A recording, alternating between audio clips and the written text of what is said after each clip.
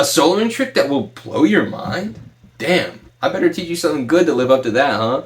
Well, you might be wondering, why should I even listen to this guy? Well, after a decade of playing live music and teaching hundreds of lessons, helping guitarists to understand what they're doing so they can play and improvise over the whole fretboard, you could say I've learned quite a few tricks that will blow your mind. Today we're going to be going over just one of them, and we're going to be going over it in depth, and that's using muting in your lead and rhythm playing, because I believe lead and rhythm are more or less the same thing. So we're going to start on rhythm. I know I said I was going to teach a soloing trick that'll blow your mind. There's a soloing trick that'll blow your mind. We're going to get there, because soloing is fun. We guitar players, we want to solo, but if you can't use this in your rhythm playing, it becomes infinitely harder to use it in your lead playing too. So we're going to do a little rhythm playing on this, and then we're going to go into lead playing on this. It's going to be great. Grab your guitar, and let's get ready to learn. So how are we going to be muting in our rhythm playing? Well, first of all, what is muting? Muting is just deadening the notes by just touching the strings, but not pushing down. Like if I was pushing down, you would hear that, right? I'm just resting my fingers on the strings and picking through them a little. This is very popular in like funk playing, right?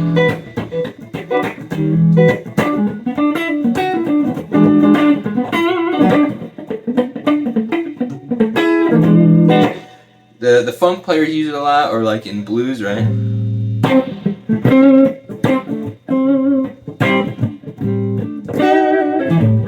It's just a helpful tool to fill in your sound a lot, especially if you're playing by yourself or you don't have a whole band. I do this a lot with a band too, but without having a band, this brings in a lot of rhythm to your playing that you would otherwise not have without having a drummer.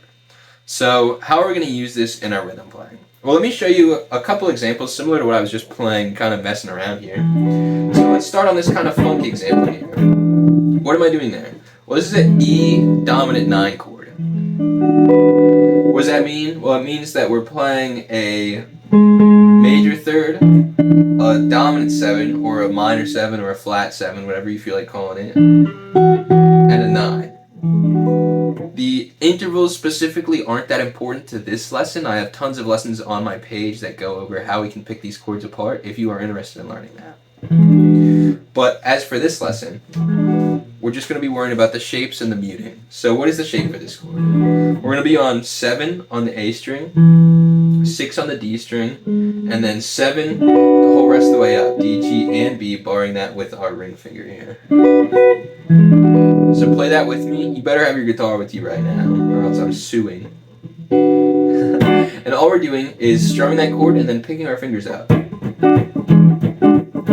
And when I'm doing this, I think a very helpful way to think about it is, instead of actually thinking about picking your fingers up, think about pushing your fingers down. So almost like the bass line is just resting your fingers where that chord would be, but not pushing down and just scratching. So do that with me real quick. Grab the chord and then pick your fingers up. You want your fingers to be where the chord is, but you're not even playing it. Just, we can do that a little slower too. The key here is that this becomes your new default. Not that you need to mute in every single thing that you're playing, but for right now, this is your default, and think about when you're pressing down. So let's do it like this. Press down, 1, 2, press down, 1, 2, press down, 1, 2, press down, 1, 2. That's a little bit of a mental exercise because you're changing when you are pushing down between down strums and up strums, right? I think that's a great way to get this down. So get this with me here. We're going to go pick 1, 2, pick 1, 2, pick 1, 2, pick 1, 2. And as you get comfortable with that, try and speed it up a little bit.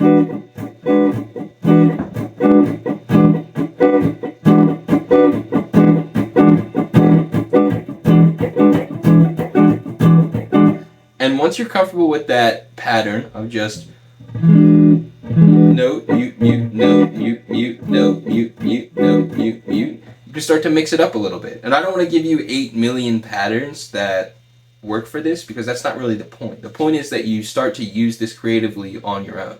So I'm going to show you just kind of messing around with it a little bit, and then I actually recommend you pause this video and try and mess around with it a little bit yourself, and then we'll move on. So that could look like starting on the pattern and then just mixing up when you're pushing down like this.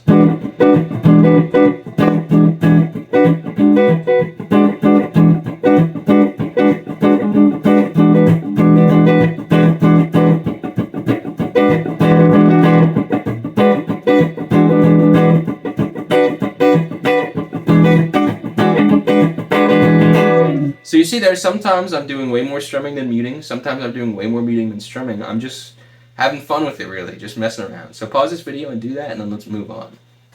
Now, I hope you did that. Now, we're going to be adding some more chord changes in. So I think in the beginning I was doing something like this. If not, we're doing it now.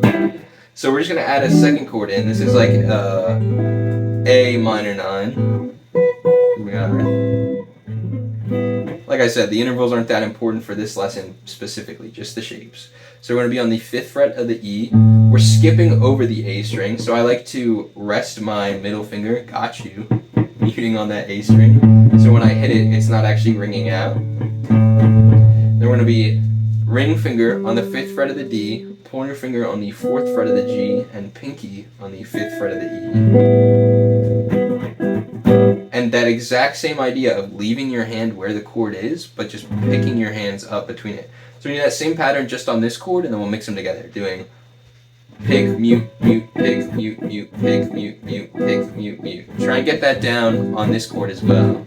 And if you find yourself with that high E ringing out, right, that sounds a little weird, so what you want to do there is bring your hand back a little bit so that your pointer finger is resting on the high E string. So you see my pointer finger here is not up like this, like anchoring around, but I'm actually bringing it down to mute that high D string, even when I'm pushing down. And that might take a second to get down, and that's okay. The idea here isn't that you get it instantly, it's that you put the time into getting it.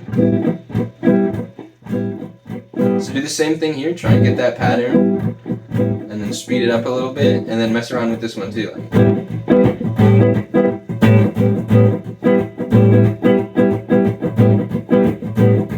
So what we're going to do now is mix them together like this.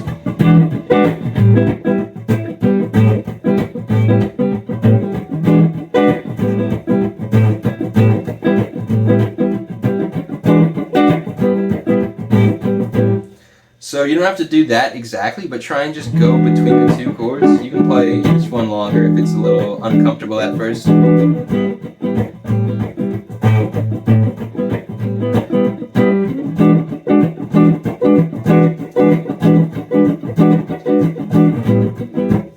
And just mess around with that. So that's a great way to think about using it in your rhythm playing. And you can do this everywhere, even if you're just playing like, you know, G, C, G, F, so some like more basic progression, right?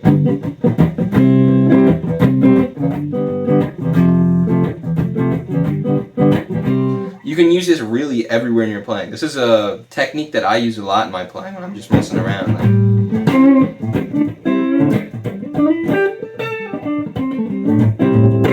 And we're going to go over how to play it in our lead playing. But before we do that, if you're interested in working directly with me and you want to know more about what that would look like, check out that video in that top link that goes over in depth exactly what that'll look like.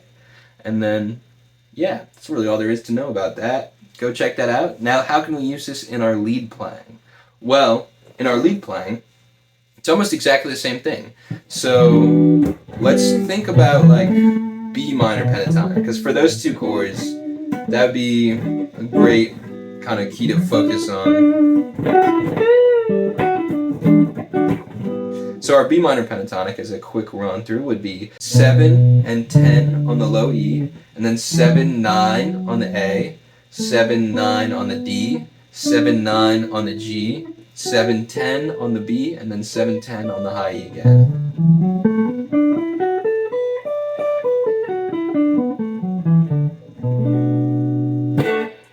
So the only note that is important to maybe think about adding is this 9th fret on the B while we're on that E dominant 9 chord, because we're playing that same note on the D string here. So when we're on that chord, you can add that one in. So like,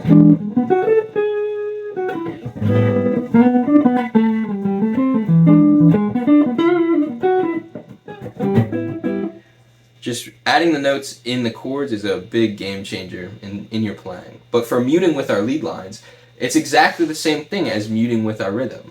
The same idea of just picking and resting, I wouldn't try and do them together at first. I would try and separate them. So let me actually get a little loop going of that progression with the mutes, and then I'll show you how I would use the mutes just playing lead over it.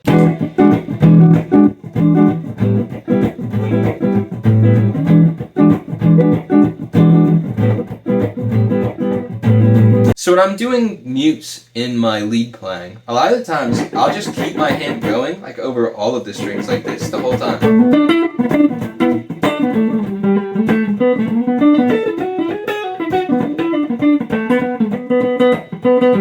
And a great little exercise, which I've taught a few times on this channel to get more comfortable with that, is this alternate picking exercise. So mute the strings. We're going to be on D, G, and B here, and we're going to alternate pick just up those three strings, going down, up, down, up, down, up, down, up, down, up, down, up, D, G, B, D, G, B, D, G, B, D, G, B, down, up, down, up, down, up. You can slow it down, down, up, down, up, down, up.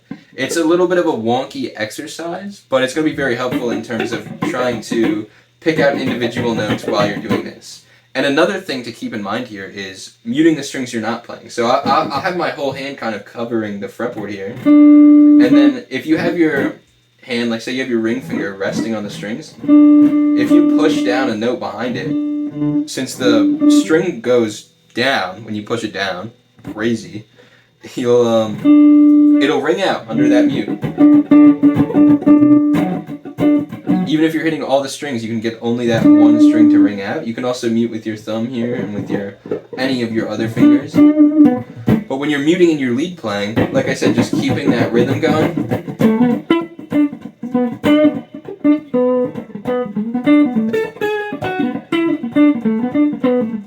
You don't have to start that quick, you can start it slow.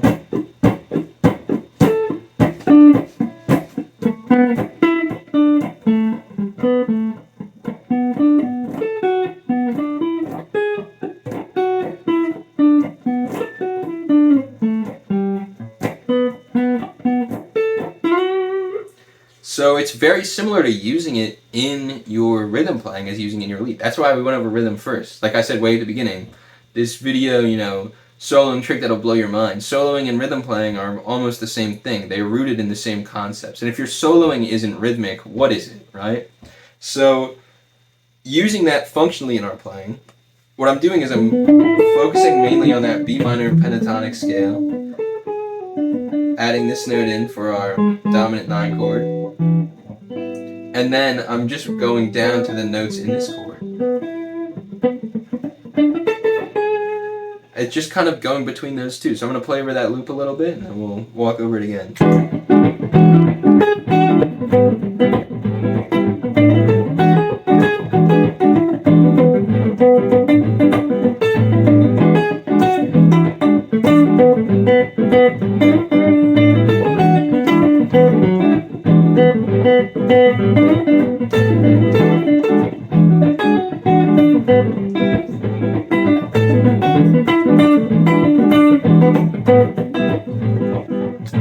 And if you're on an electric guitar, sometimes I'm on the neck pickup here, but if you go down to that bridge pickup, it gets a lot more scratchy.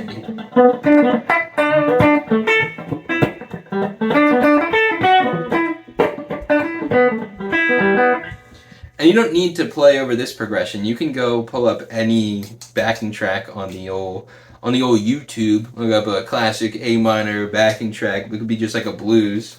And you can do, I tried to loop with my volume off. And you can do that same idea. So I'll show you an example of what that could look like right here. If we get a little loop going.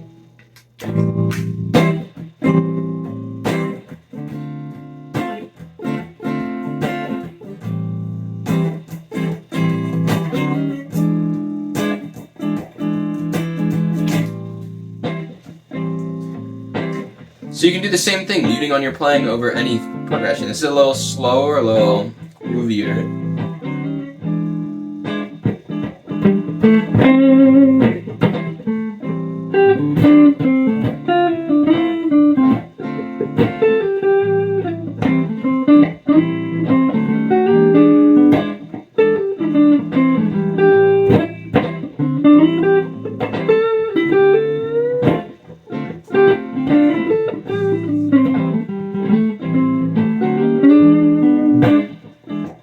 So I'm not going to go over every single way you could use this in your playing. I want you to take what you learned from this video and go and use it on your own.